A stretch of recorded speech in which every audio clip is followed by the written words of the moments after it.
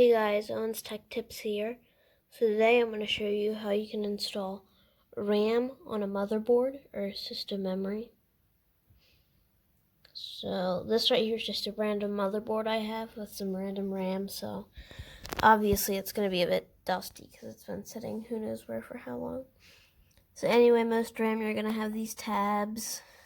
So you're going to want to pull back both these tabs. Some have like solid tabs where only one side opens. But yeah, for this one, we have tabs that we pull back on both sides. So as you can see, one side of the contacts are longer than the other. So you actually need to line it up with this and make sure that the contacts are properly in place. And then once you do that, you're actually going to want to line it up and make sure it's in the slot.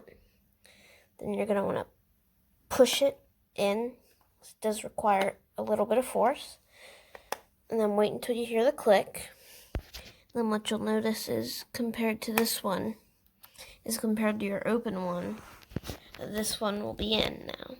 I also have another one, so let's line it up here. Let's line this up. Then let's click it in. If it'll go in. It's seeming to not want to. Why is this not going in? Hold on. Okay, so I'm just gonna pop that side in. And boom, there you go. You have just installed RAM into your system.